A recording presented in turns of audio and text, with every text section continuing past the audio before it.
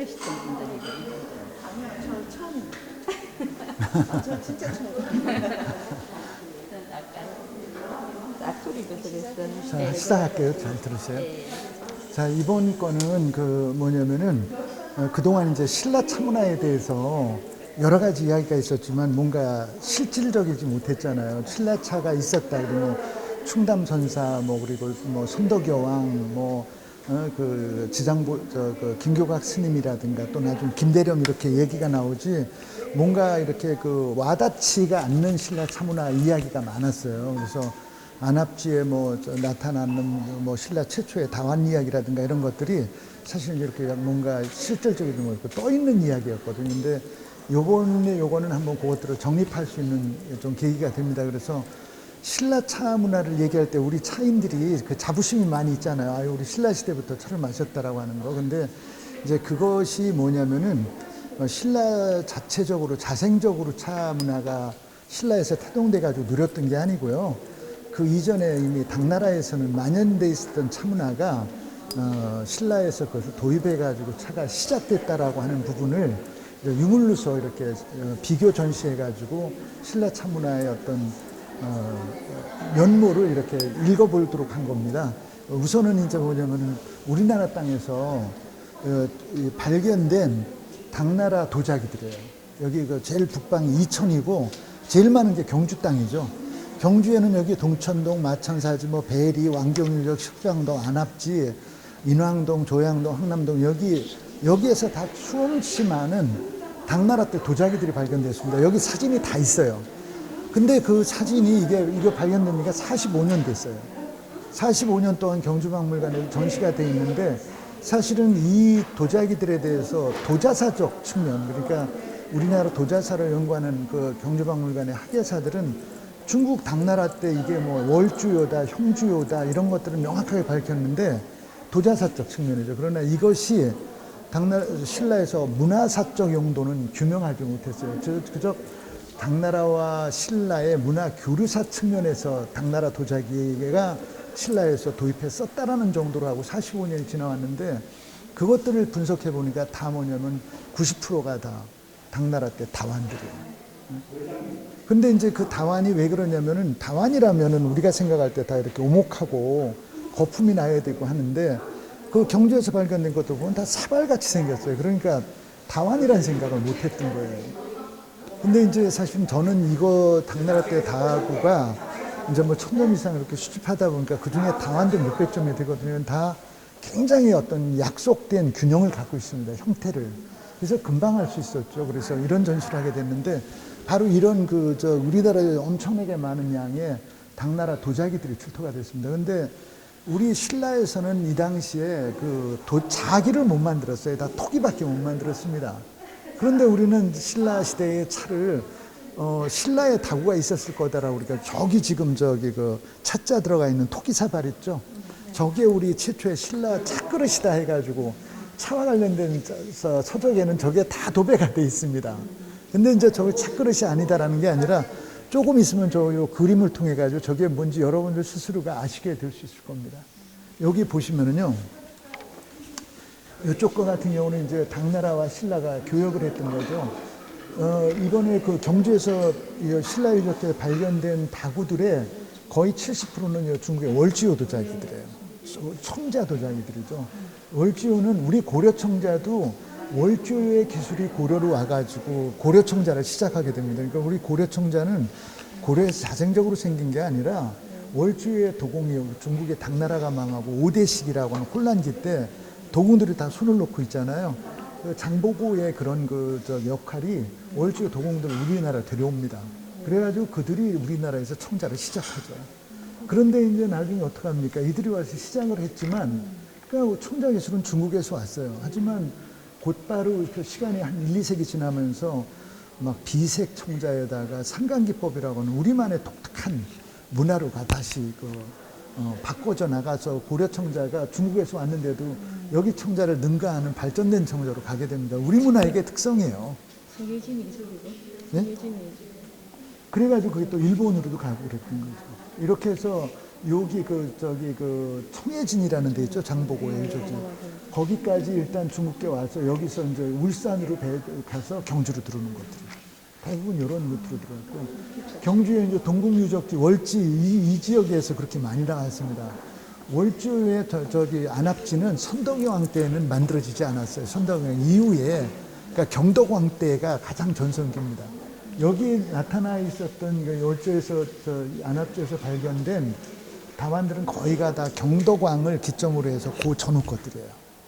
시기별로. 여기 보면은 이제 이게 월주의 다완들인데, 요거 같은 경우에 보면은 이렇게 굽이 평굽입니다. 그리고 여기는 이렇게 가운데가 살짝 떨어지고 가운데가 벌어져 이게 초기, 중기, 후기입니다. 근데 안압지 출토 유물들은 초기에 해당하는 건 없어요. 그러니까 이 초기에 해당하면은 이제 선덕여왕과 연결실 수 있는데 경주 출토 신라유적지에서는 이 초기 것들은 하나도 나타나지 않아요. 그래서 선덕여왕과 이 중국 다구와는 사실 물증적으로 연결짓기는 좀 어렵습니다. 주로 뭐냐면은 그 성덕왕, 경덕왕, 그 시기 거라고 보시면 돼요. 그러니까 충담선사가 가장 중심에 있다라고 보시면 됩니다. 자, 여기 보시면은요, 이게 그 경주박물관에 전시되어 있는 월주의 안압지 출토 다완이에요. 그 보면은 이게 청자이고 백자거든요. 근데 굉장히 고급질이에요. 여기 보시면은 이게 찻사발이라고 보시기에 좀 애매하시죠? 이 바로 이 형태입니다. 이게 월주의 청자거든요. 굽은 이렇게 해물이 굽고, 그리고 백자는 이 형태입니다. 그리고 해물이 굽고. 그래서 요거는 북방의 백자, 여기는 형묘라고 하는 북방 백자 다완이고, 이건 남방의 그 월주 청자 다완이에요. 이 두 가지가 나왔는데 다 최고급들입니다. 요게 이제 그거 두 개를 이렇게 대신할 수 있는 것들, 이 두 점이. 그리고 여기 와서 보시면은, 아니, 이런 다완으로 차를 어떻게 마셨을까라고 하는데, 이 그림이 뭐냐면은 그 중국 대만의 고궁박물관에 있는 거예요. 대만에. 근데 당나라 때 차를 마시는 국락도라고 하는 겁니다. 대만 고궁박물관에 있는 그 물건을 하고 그 작품과 똑같은 걸 그대로 영인한 거예요. 이것도 한 150만 원 갑니다. 영인 보는데. 그런데 이제 굉장히 정교하게 영인을 한 거죠. 여기에는 유일하게 당나라 때 차를 마시는 음다도가 전 중국에 딱 한 점 있어요. 여기 보시면은 이 차를 마시는 여인 있죠? 이거 확대한 게 이쪽입니다. 그리고 이쪽에 요 여인도 다완을 들고 있는데 요거입니다. 이거 보시면은 어떻습니까? 이쪽에 다완은 요 형태죠? 그리고 요 다완은 어때요? 요 형태예요. 지금 여기 보면은 우리가 알고 있는 찻사발하고 형태가 틀리죠? 그러니까 이 시기는 차를 거품 내는 차가 아니에요. 여기 보시면은 차를 마시는 아주 당나라 때 귀부인들이 차를 마시는데 요 다완들이 여기 들고 있고 여기도 들고 있고 요 앞에 놓고 있고, 여기는 얼룩다완입니다. 요 여인은 이렇게 차를 마시고 있고, 요 여인은 여기에다 다완을 놓고 있고, 여기는 들고 있습니다. 여기는 피리를 불고 있고 비파를 켜고요. 여기는 뭔가 뭐 형왕같이 생긴 악기를 불고 있습니다. 그런데 다완들을 들고 있는데 이 사이를 보면은요, 여기 큰 자다법이기 때문에 끓여가지고 갖다 떠놓고 국자처럼 생긴 거를 여기 보세요. 떠가지고 이렇게 따라주는 거예요. 그리고 여기 보면은 요 다완이 여기 있다면은 요와의 사이는 이거 뭘 것 같습니까? 요런 거는 다식 접시라고 한다면 요건 뭐가 있죠? 이게 뭐냐면 이 시기는 이게 녹차물이 아니고 찻가루를 가루를 내서 자다법으로 솥에다 데렸기 때문에 이걸 퍼서 마시게 되면 바닥에 찌꺼기가 생기는 거예요. 그럼 어떻게 해야 돼요? 버려야 되겠죠? 이게 바로 태숙입니다. 요게 바로 우리 신라 안압지에서 나온 저 그릇이에요. 저 그릇은 지금 크기가 다완으로 보기엔 너무 크고요. 예나 지금이나 다완들은 뭐냐면 항상 그 삿갓 형태 있죠? 요 형태가 반드시 올라가야 다완입니다. 이게 말아지거나 벌어지면 사발이에요. 삿그릇은 다 이렇게 올라가죠. 삿갓 형태로. 여기에서도 보면은 다, 요 다완들은 이렇게 삿갓 형태로 다 올라갑니다. 근데 지금 여기는 밖으로 벌어졌죠? 지금 저 그릇도 보면 우리 다 신라 다완이라고 이야기하지만 구부러졌어요. 그리고 크기가 너무 큽니다. 그러니까 태수기로 보시면 돼요. 그래서 저거를 지금 당나라에서 귀족들이 안압지에서 저런 고급 최고급 당나라 다완을 쓰는 귀족들이 차를 마실 때 토기로 만든 그걸 가지고 마셨다라고 하기에는, 그러니까 이것들을 여기서 나온 저 다완이라는 걸 몰랐기 때문에 오직 저 신라에 저거 첫자 써져 있다 다완이라고 했는데 이제 수정해야 됩니다. 아니 그러면 우리가 다완을 또 차사발이라고도 예, 이야기하잖아요. 예. 그럼 여기에서 제가 금방 설명을 들으니까 차사발하고 다완은 다르다라고 뭐 이렇게 같은 생각하면 개념이죠.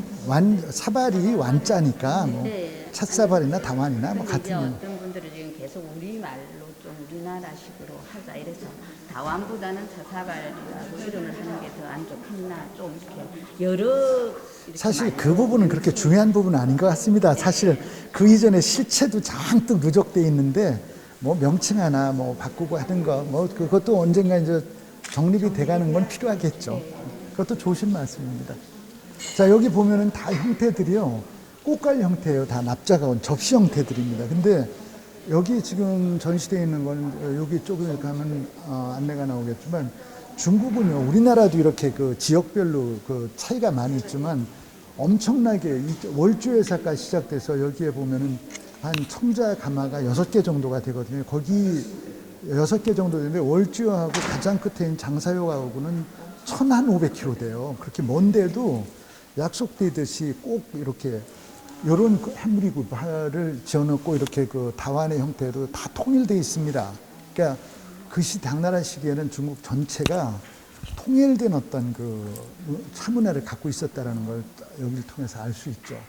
그리고 이제 우리는 다 지금 요런 그 다완의 굽을 볼 때 이게 이제 나중에 당나라의 시작을 했지만 우리 고려 청자로 이어집니다. 그러니까 고려 청자의 다완들을 보면 다 요 우리가 말하는 이걸 해무리굽이라고 하잖아요.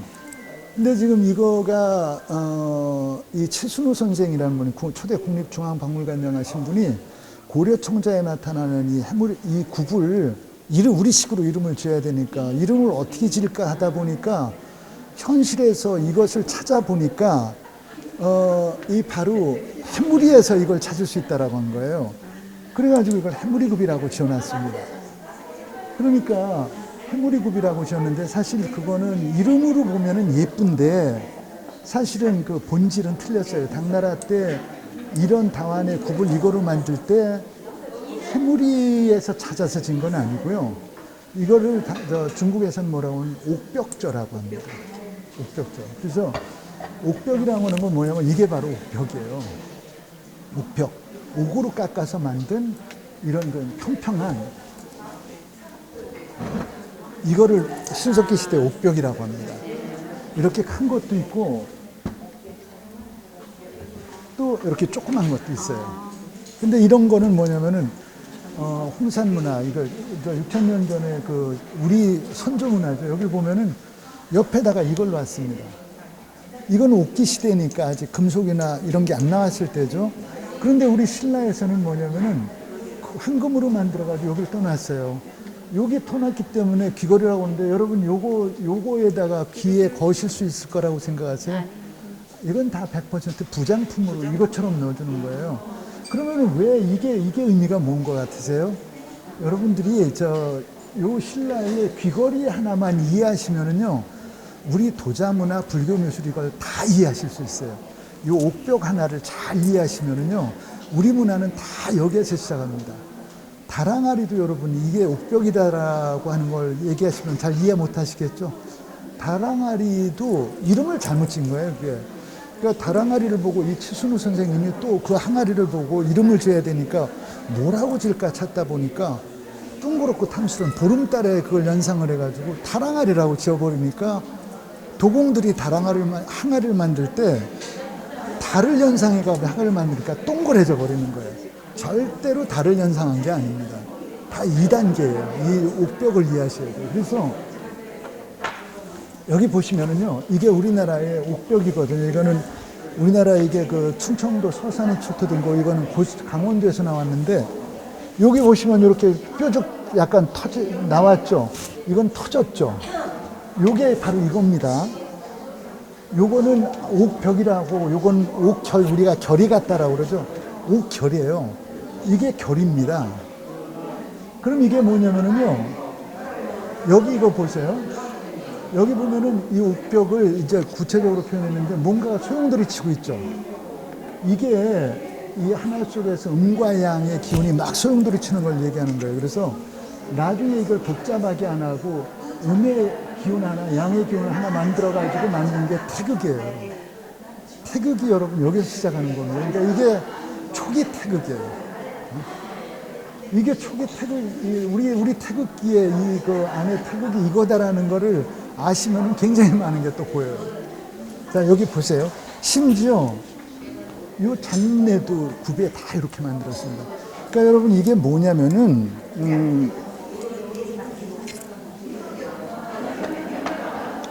자, 이거 보세요. 이거는 옥벽이라고 보면 되는데, 옥벽이에요. 근데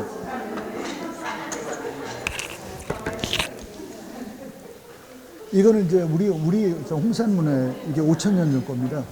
이거는 옥벽이라고 한다면 이건 뭐라고 그런다고 그랬어요? 결이라고 그랬죠? 이거가 이 안에서 순환이 돼가지고 팽창되는 단계, 터지려고 하는 단계가 요거예요. 이쪽으로 벌써 삐지기 시작하죠? 요게 터져 나온 게 이겁니다. 그러니까 이게 터지면 이게 되는 거예요. 그럼 여기서 뭐가 나오겠죠? 우리 경복궁 근정전에 가면은, 근정전 천정에 가면 이게 돼 있어요. 용 두 마리가 있죠? 가운데 여의주가 있어야 되겠죠? 여기 뭐가 나오고 있잖아요? 이거 여러분 우리 경복궁 근정전이에요. 인정전, 왕비가 있었던 데 가면 봉황이 돼 있고 여기에 똑같이 여의주가 이렇게 요거로 돼 있습니다. 이거로. 그리고 여기서 뭐가 나오고 있단 말이에요. 이게 바로 그거예요. 우리 도자기의 모든 다랑아리도 이겁니다. 그러니까 이건 평면인데 입체로 따진다면 여기가 터져 나온 거예요. 다랑아리도 이렇게 안에서 가득 팽창돼가지고 터져 올라온 게 다랑아리의 주둥이가 돼요. 이게 터지려고 옆으로 팽창되는 게 다랑아리의 빵빵함입니다. 그러니까 이것은 그래서 굉장히 중요한 거죠. 보세요. 자, 굽이 있죠? 굽이 있으면 이거 터지지 않은 거잖아요, 아직. 자, 그럼 이렇게 되면 뭐가 됩니까? 이거는 벽이 터진 거를 표현한 거예요. 네? 이거는 여러분, 그래서 해무리가 아니라 옥벽이 터진 이 상태를 얘기하는 거예요. 이게 고려 우리 다완의 다 이 형태가 이 원리예요. 물론 요거는 있잖아요. 단방에 이해하기가 쉽지 않으세요.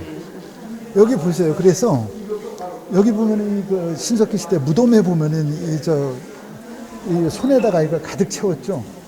이거는 평면으로 하니까 이렇게 하는데 입체로 하면 구슬 있죠. 여러분 단주나 진주 목걸이 같은 게 사상을 하면은 이게 구슬이 돼버립니다.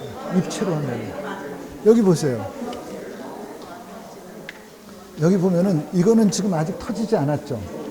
자, 터졌죠. 벌어지기 시작합니다. 이렇게 벌어졌죠. 이게 우리 왕관의 고곡이에요. 고곡. 물론 이 부분은 좀 시간이 많이 걸리기 때문에 요 부분은 이렇게 지나가도록 하겠습니다. 나중에 관심 있으시면은 한 번 더 말씀 들어보세요. 자, 이쪽으로 보시면. 자, 그래서 이거는 아까 저기서 말씀드린 태수기라는 용도이고요. 당나라 때는 이런 그 찻자리에 이런 큰 사발 태수기를 썼던 이런 게 있습니다. 이쪽으로 오세요. 요게 이제 우리 여기도 경주에 출토된 여기 군위에 인각사에서 출토된 다완이 이렇게 여러 점 있죠. 여기도 보세요. 이게 벌써 그 당나라 때 중국은 백자가 이렇게 발달된 백자들이 있어요. 여기도요. 쭉 오시고. 여기서부터는 이제 일본 출토에 아까 얘기했던 교토에 그리고 후쿠오카에 그 나라 시대하고 그 해안 시대 유적에서 나온 것들입니다. 여기 보세요. 심지어 이쪽이 주전자도 있잖아요. 굽이 이렇게 되어 있습니다. 이거는 지금 또 여기 잠깐 보세요. 여기 고려 첨자에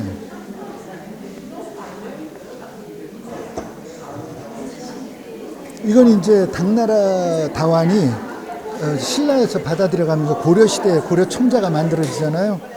이거 보세요. 굽. 당나라 거하고 똑같죠. 이거는 고려만의 그냥 그 단순한 도자 기법이라고 보시면 안 되고 이건 의도적으로 넣은 겁니다. 그런데 이제 고려 건 어떻습니까? 형태가 깊죠. 이 시대에는 이제 거품차가 있어요. 그냥 당나라에 시작된 게 우리 고려에서 이렇게 계승을 해가면서 더 발달된 고려에는 이제 차가 고려만의 독특한 독립문화로 자리 잡잖아요. 그러니까 이제 당나라에서 시작돼가지고 이렇게 우리 거를 발전시키는 게 바로 우리 문화의 특성이죠. 여기서부터는 이제 이게 당나라 때는 크게 응답법이 두 가지가 있어요. 하나는 솥에다가 차를 데려 마시는 자다법이 있다면은 엄다법이라는 게 있죠. 찻가루를 주전자에다 넣어가지고 그 뜨거운 물을 부어가지고 흔들어서 미숫가루처럼 마시는 엄다법에서 쓰던 거고, 또 자다법에 솥에서 데린 차를 여기다 부어가지고 이거 와서 또 이제 분잔해서 쓰던 것들이죠. 이런 것들. 이런 것들은 이제 뭐냐면은 그 차를 데렸던 다루. 그리고 이거 다 차솥으로 제일 좋은 거는요, 금은도 있었지만 공작석이라고는 이런 돌입니다. 이 돌. 이렇게 데려가지고 이렇게 마셨잖아요. 이게 이제 다 당나라 것들이에요. 이런 것들도 항주의 차박물관에 가면 이런 거 있어요. 다부라고 그래가지고, 그리고 이런 것들도 다 돌질. 이것도 이제 그 뭡니까, 돌인데요. 차를 이렇게 그 세구탱이를 철자로 깨달아 매가지고 밑에서 끓여가지고 이렇게 부어서 따라 마시던 차솥이에요. 그리고 이거 같은 경우는 당나라 때 차는 어떻게 만드느냐면은 시루에다 참외를 쪄가지고 절구에다가 쪄가지고 이렇게 덩어리를 만들어서 말리는 건데, 이게 솥이고 여기 숯불을 부를 때 솥이고 물을 넣어가지고 시루입니다. 시루를 넣고 이게 뚜껑을 닫고 차잎을 이렇게 찌고요. 이쪽 채반에다 해가지고 비비는 거예요. 자, 이거 같은 경우가 이제 실제 차를 쪘던 시루입니다. 그리고 이거 같은 경우는 이렇게 그 차를 따라 마셨던 거예요. 이거 같은 건 저 호남성의 장사유라고 하는데, 이게 이제 우리 신라에서 발견된 항아리예요. 우리 국립중앙박물관에 있어요. 요거에 보면 밑에 글자가 써져 있는데 차병일고, 이 한 병에 얼마다, 차 한 병에 얼마다라는 것을 당시에 써놨던 차호라고 하는 아주 증명이죠. 이게 은각으로 써져 있습니다. 이걸 탁분한 게 이쪽으로 있습니다. 그런 건, 이런 건 여러 명이 마실 수 있는 거고, 이런 건 이제 혼자 마실 수 있었던 차. 이게 오늘날 이제 수구와 같은 겁니다. 그리고 자, 여기에서 이제 제일 중요한 게 이게 사망이에요. 여기 복희 황제 신농, 복희 황제 신농인데, 사실 우리가 차 공부를 하면은 신농시로부터 시작해 가지고 얘기하잖아요. 그러니까 여기 보면은요, 신농본초경이라고 하는 책이 있어요. 신농본초경에서 차가 약재로 등장을 합니다. 이게 신농본초경 조선 초기 거의 필사본이거든요. 근데 여기 신농본초경에 차가 등장을 하죠. 차가 오늘날 마실거리로 등장하는 게 아니라 약으로 등장을 해요. 그러니까 차를 이해하시는 데 있어서요, 차를 이해하시는 데 있어서 80%는 초기 신농본초경에서 차가 어떠한 약재로 쓰여있는가를 이해하는 게 최고 중요해요. 차가 어떤 약재로 썼길래 신농본초경에서 약재로 등장하는가. 그런데 신농본초경의 이 약재는요, 이게 황제내경입니다. 그러니까 요 복희의 주역, 요 복희 있지 않습니까? 요게 뭡니까? 팔개잖아요. 이게 그 주역이에요. 주역은 뭘 설명한 거냐면은, 이거 아시죠? 우리 태극기가 이겁니다. 이게 복희팔개예요. 복희팔개가 있고,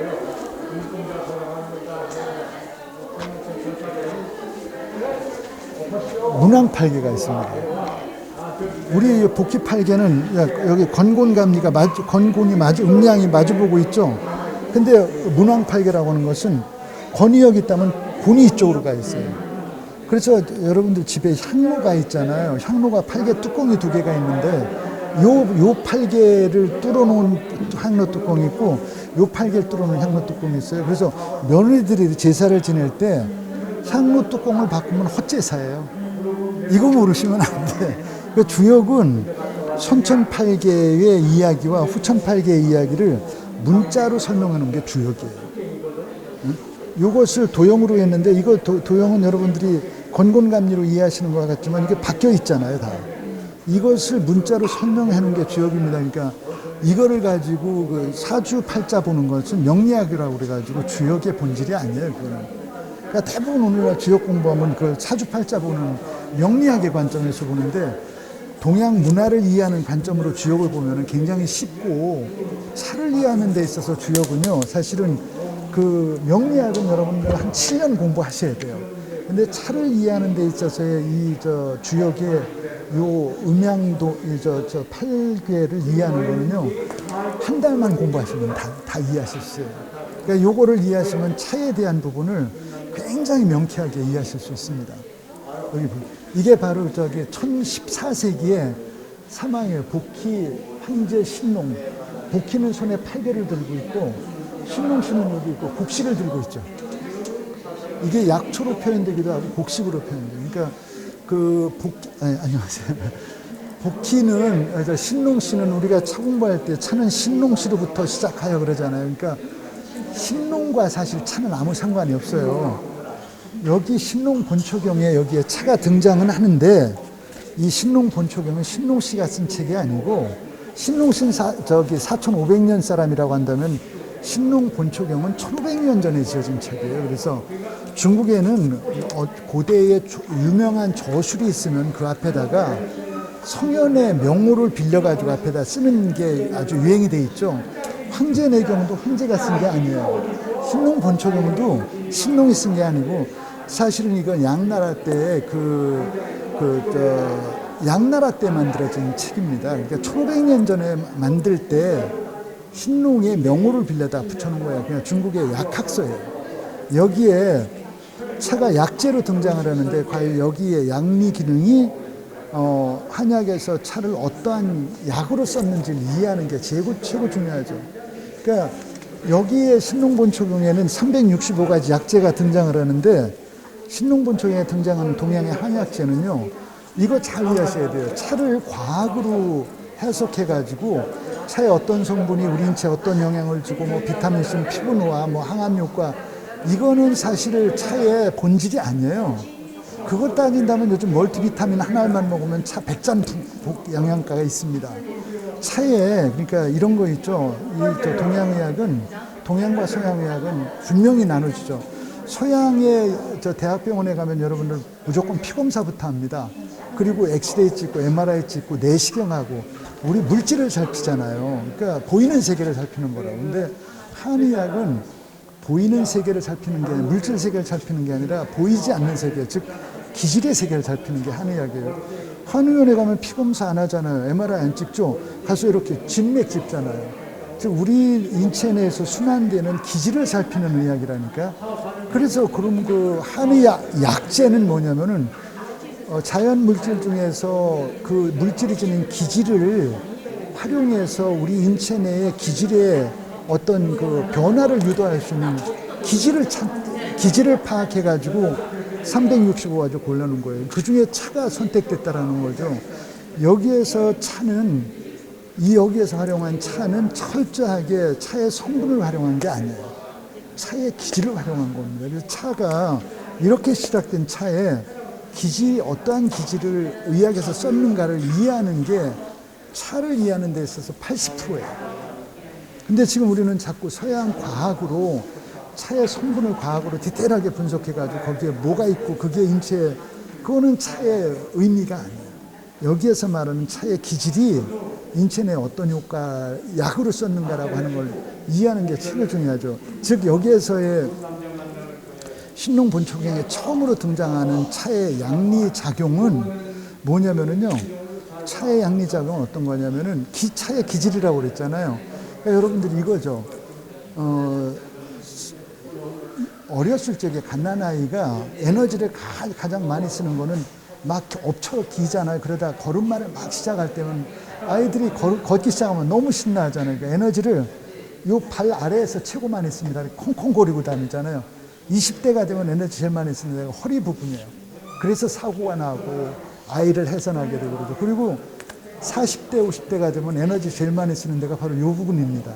입으로 다 망하고 당하죠. 그리고 50대가 넘으면 에너지를 제일 많이 쓰는 데가 머리예요. 아마 여러분들도 눈 뜨고 나면 하루에서 에너지를 제일 많이 쓰는 부분이 생각하시는데 이 머리에서 쓰실 거예요. 그러면은 어떻게 되냐면 모든 에너지가 일리 몰리니까 머리가 무겁고 그게 내리지 못하면은 열이 나고 급기야 머리가 아프죠.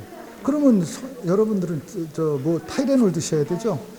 타이레놀은 서양의학입니다. 그래서 타이레놀은 뭐냐면은 펜자리나 타이레놀 같은 경우는 성분유리를 줬죠. 그게 뭐냐면 통증을 느끼는 뇌신경세포를 가서 마비시키는 화학물질이에요. 그게 통증을 잃어버리게 하죠. 근데 동양에는 그런 물질이 없어요. 그러니까 뭐냐면 근본 치료죠. 상기돼 있었던 그 기질을 끌어내려주는 기운을 지닌 약이 있어야 될 거 아닙니까? 차는 여기서 그래서 여러분 화열병 치료약이에요. 그래서 우리 머리로 상기돼 있었던 기운을 끌어내려주는 기운을 지닌 이 세상 여기 물질이 차였던 거예요. 그러니까 상기돼 있었던 기운이 내려가니까 머리가 무거웠던 것들이 기운이 내려감으로써 맑아지고 머리가 시원해지는 거죠. 그러니까 이제 그런 그 화열병 치료약으로 썼었는데요. 여기서 이제 어떻게 되냐면은 여러분 이게 누군지 아시죠? 달마. 요 15세기에 요거 주역 한 번만 할게요. 요 주역에 만들어져 가면서 중국의 도가사상, 유가사상, 동양 의학도 다 주역에 의해서 생기고요.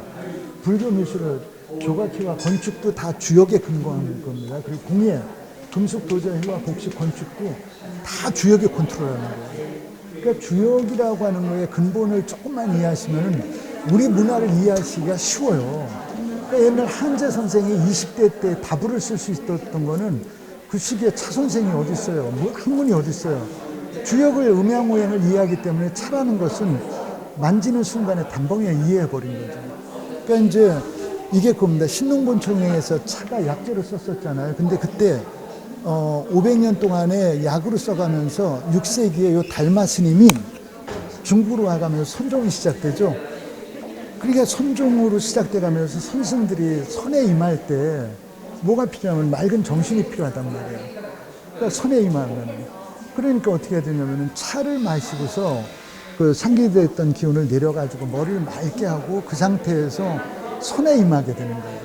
그래가면서 또 그 다음에는 뭐냐면은 학문을 탐구하는 선비들이 학문에 임하기 전에 차를 마시고 머리를 맑게 해서 공부에 임하는 거죠. 그래가면서 차가 약이라는 거에서 정신음료라는 위치로 바로 바뀌게 되는 이유가 오늘날 차는 여러분 커피나 다른 거하고 다르게 차는 정신음료라고 하는 위치가 있잖아요. 바로 선종불교에서 선승들이 차라고 하는 약을 그런 용도로 써가면서 차가 정신음료라는 위치로 바뀌게 되는 거죠.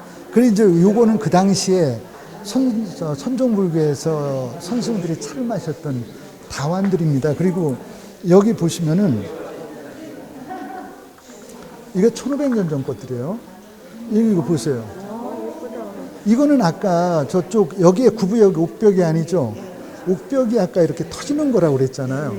이거는 여러분 연꽃이 아니라 옥벽이라고 하는 게 이렇게 저 아까 건 했잖아요. 이거는 지금 그게 이렇게 터지는 것을 연꽃 형태로 표현한 거예요. 그리고 여기도 보세요. 잔도 이렇게 터지는 형태로 아까 옥벽을 하시고 이걸 보니까 이해되시죠? 그래서 이거는요. 여러분들 이거 있잖아요. 잔 받침대가 요때 시작을 해요. 찻잔에서. 이게 최초의 찻잔이고 그런데 이게 뭐냐면은 이 찻잔에 받침대를 쓴다라는 것은 뭐냐면은 여러분들도 집에서 혼자 차 드실 때는 대충 잔 가지고 이렇게 드시잖아요. 근데 누구 오면은 눈 왔던 받침 얼른 꺼내가지고 줘야 되잖아요. 그러니까 누구한테인가 귀한 분이 오면 받침대를 꼭 써야 되는데 사실은 찻잔에서 받침대는 이때 시작되는데 이때 찻잔은 철저하게 혼자예요. 차 마시면. 그래서 이거는 뭐냐면 가장 귀한 게 누굽니까? 차 마시면 자기잖아요. 그러니까 이거는 그래서 스스로에게 바치는 찻잔이라고 보시면 돼요. 그래서 가장 고귀한 게 나거든요. 그래서 이때 찻잔들은 철저하게 한 쌍씩 만들어진 게 없어요. 철저하게 혼자짜리. 그러니까 여러분들도 1인용 찻잔 있잖아요. 혼자의 그 정신으로 차 마시면서 필요한 이런 1인용 다구 있잖아요. 1인용 잔을 꼭 가지셔야 돼요. 그래서 혼자 그 정신문화로서의 차를 나를 밝게 가꾸기 위한 차 마심을 할 때 써야 되는 찻잔이 꼭 하나씩 있으셔야 됩니다. 그러니까 다구를 구입하실 때 혼자 마시는 찻잔을 꼭 구하세요. 그러셔가지고 그거는 내가 스스로에게 바치는 찻잔으로 쓰시면 돼요. 이게 그래서 찻잔의 받침은 자신에게 바치는 찻잔이 됩니다. 이게 차 문화가 순종에서 시작돼 가면서 찻잔의 받침대가 이때 만들어집니다. 그리고 이거는 1500년 전의 찻잔들인데 이게 우리 백제 땅 유적에서 출토된 것들입니다. 이거는 풍납토성 백제 왕성에서 나오고 이건 무령왕릉 공주에 이거는 천안에서 나온 것들인데 백제 시대 이게 다구들이거든요. 근데 이게 이제 그 시기에 양나라 때 다구인데 이것들을 백제에서도 수입해서 썼어요. 근데 백제 기록에는 차와 관련된 기록이 한 줄밖에 없어요. 그래서 앞으로 신라차도 그렇지만 백제 차 문화도 또 제일 올라가는 게 백제 겁니다. 근데 아직 이거는 사실 건드리지도 못해요. 좀 더 이제 여러 가지 자료가 나오면 더 신라보다도 위에 백제 차 문화 형태가 이제 천천히 드러날 겁니다. 이미 유물로 이렇게 나와 있어요. 이게 우리나라에 출토된 백제 시대의 찻잔들이에요. 여기에 이 시기의 것들이죠. 그리고 여기는 재밌는 게 중국의 그 양나라 때 남경이 그 도읍이었거든요. 거기에서 차절구로 발견된 것들이고 이건 풍납토성에서 나온 여기에서 또 수입해온 거예요. 이게 바로 요 양나라 때 거 차절구입니다.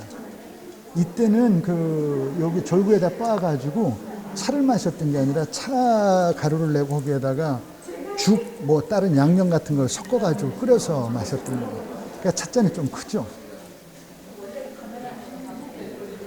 그리고 여기는 이제 여기는 당송 때 차를 끓였던 솥, 뭐 이런 화로, 뭐 이런 것들 이렇게 해놨습니다. 이거 다연이고 차절구고요. 하여튼 요렇게만 설명을 드려야 되겠습니다. 그래서 도움이 되셨나 모르겠습니다. 예, 예.